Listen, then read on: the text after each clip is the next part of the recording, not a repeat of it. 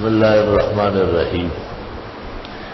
بڑی عبادات میں سے ایک عبادت درود شریف پڑھنا بھی مومن مسلم پر پیغمبرانہ حق ہے اور حضرت کے احسانات کا تقاضا ہے۔ اللہ نے خود فرمایا ان اللہ و ملائکتہ یصلون علی النبی، اللہ اور اس کے فرشتے پیغمبر کو درود و سلام پیش کرتے ہیں۔ یا ایھا الذین آمنوا صلوا علیہ وسلموا تسلیما، مسلمانوں تم بھی صلاۃ و سلام پڑھا۔ صلاۃ یہی ہے جو نماز میں ہم پڑھتے ہیں، اللہم صل علی محمد وعلی آل محمد کما صلیت علی ابراہیم وعلی آل ابراہیم انک حمید مجید، اللہم بارک علی محمد وعلی آل محمد کما بارکت علی ابراہیم وعلی آل ابراہیم انک حمید مجید۔ اور سلام یہ ہے کہ السلام علیکم ایھا النبی ورحمۃ اللہ وبرکاتہ۔ اس کے قریب قریب کے الفاظ بھی احادیث میں وارد ہیں۔ پسندیدہ بات یہ ہے کہ جو درود و سلام نماز میں ہے یہ سب سے افضل ترین ہے، یہ پڑھا جائے۔ درود شریف عمر بھر میں ایک مرتبہ پڑھنا یہ فرض ہے، جیسے لا الہ الا اللہ محمد الرسول اللہ ایک مرتبہ پڑھنا فرض ہے۔ اور حضرت پر کثرت سے درود پڑھنا باعث ثواب، اللہ کو راضی کرنا اور اپنے اعمال کو درست کرنا اور انجام کی بہتری کے لیے تیر بہدف نسخہ ہے۔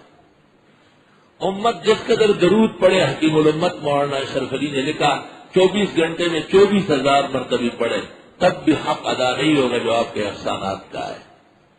حضرت کا نام نامی جب ذکر ہو جائے پہلی مرتبہ درود پڑھنا واجب ہے اور اس کے بعد ہر دفعہ مستحب ہے۔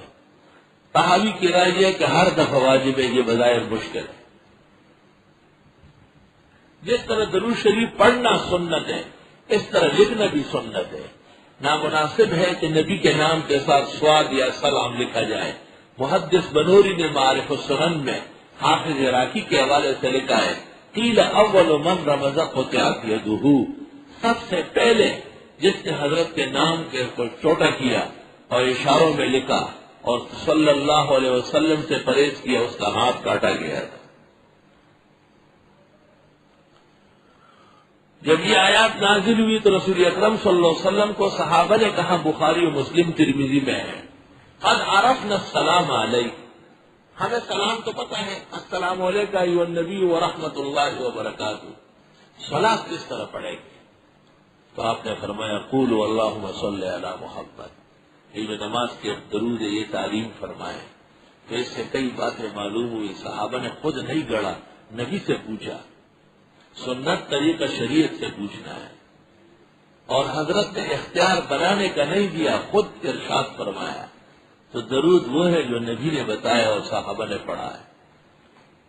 علماء لکھتے ہیں کہ اس کے ہم حکم اس طرز پر سیدھے وہ بھی جائز ہے، جس کو کہتے ہیں علماء فی حکم ما ورد الاثر، فی حکم ما ورد الاثر، اس کی علامت یہ ہے کہ اس میں اللہ سے مطالبہ ہوگا، اللہم صلی اللہ علیہ یا رب صلی، لیکن الصلاۃ والسلام علیک یا رسول اللہ، یا حبیب اللہ، یا نبی اللہ، یا شفیع المذنبین، یہ الفاظ نبی نے عمر بھر نہ فرمائے ہیں نہ سنے ہیں۔ اللہم صل وسلم علی النبی الامی وعلی آلہ واصحابہ۔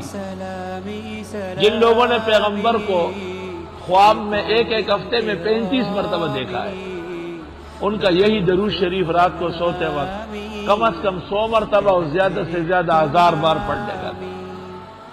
شیخ شمس الدین سخاوی نے القول البدیع میں لکھا ہے پیغمبر کی رویت اور زیارت کے لیے یہ اکثیر عمل ہے۔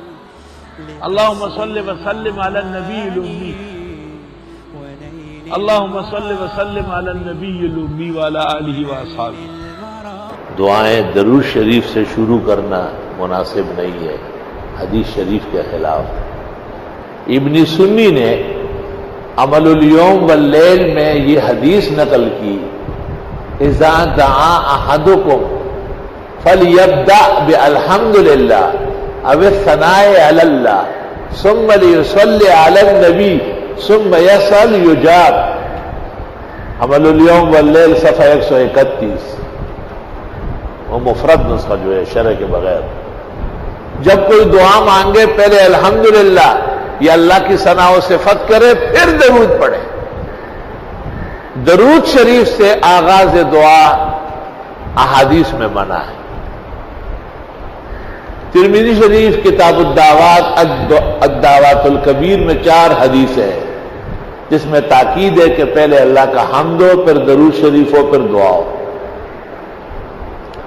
اور جلد اول کتاب الصلاۃ جب ختم ہوئی تو ترمذی شریف پھر اعادہ کرتے ہیں، باب الثناء علی اللہ ثم الصلاۃ علی النبی ثم الدعاء.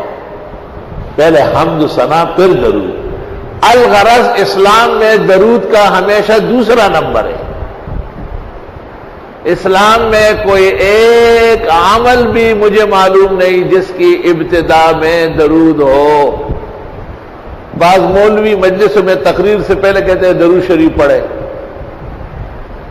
یہ بھی خلاف سنت ہے. کہتے ہیں اللہ تعالیٰ کا ذکر کرے،